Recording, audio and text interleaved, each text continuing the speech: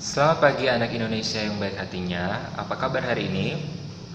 Semoga semuanya tetap sehat, semangat, dan luar biasa.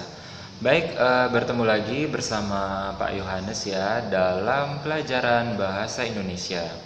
Baik, di pertemuan sebelumnya, Pak Yohanes sudah menyampaikan materi tentang teks berita ya. Sudah ada dua kompetensi dasar yang kita pelajari ya, yaitu menentukan dan menemukan unsur-unsur teks berita, kemudian menyimpulkan isi dari berita. Itu ya, harapannya semuanya masih ingat ya materi tersebut. Nah, untuk pertemuan hari ini, Pak Yohanes akan menyampaikan materi tentang struktur dan kaidah kebahasaan dalam teks berita, gitu ya. Jadi apa saja struktur dan kaidah dalam teks berita? Nanti kita akan pelajari bersama, akan Pak Yohanes tampilkan materi yang berhubungan dengan struktur dan kaidah kebahasaan dari teks berita.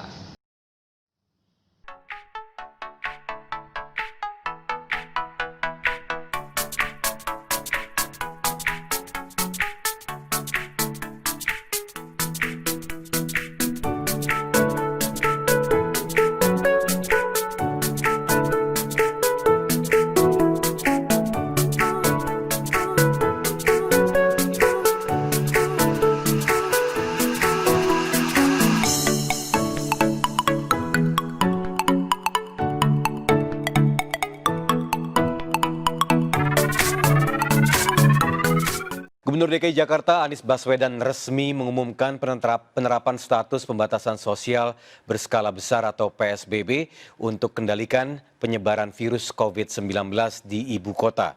Penerapan PSBB resmi diberlakukan hari Jumat 10 April 2020.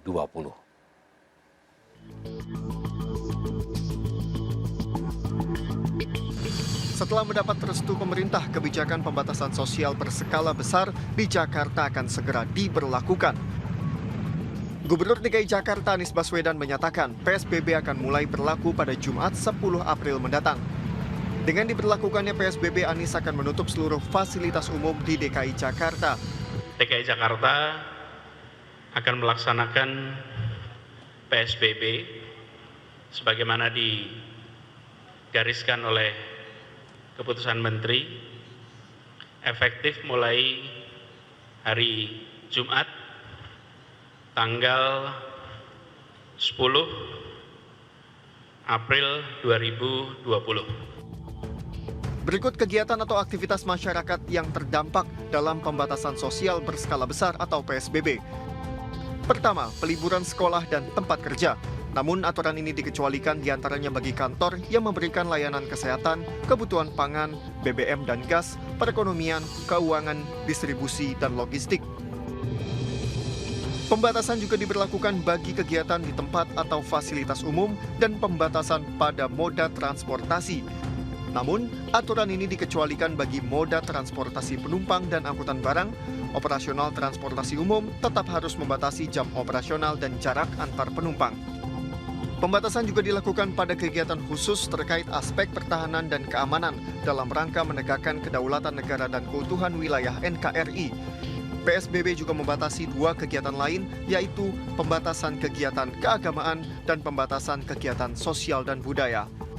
Sementara 8 sektor yang bisa tetap berjalan dan mendapat pengecualian, yaitu pertama, sektor kesehatan, sektor pangan, lalu energi seperti air, gas, pompa, dan bensin.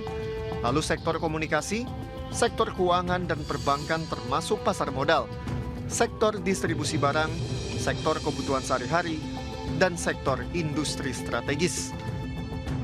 Tim Liputan iNews melaporkan.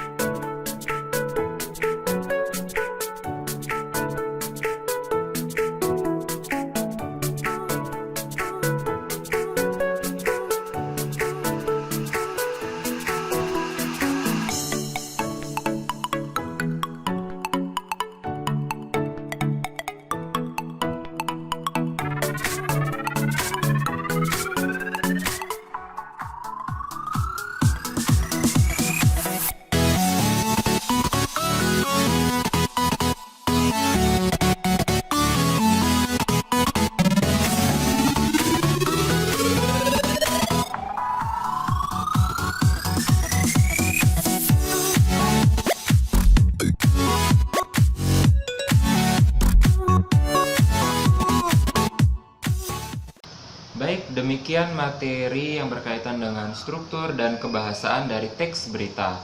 Harapannya semuanya sudah bisa memahami materinya dengan baik. Jadi apa saja struktur dan kebahasaan dari teks berita? Itu saja. Jika ada yang kurang paham atau yang belum dimengerti, boleh langsung bertanya via WA ke Pak Yohanes ya. Itu saja. Tetap semangat, selamat pagi dan salam sehat.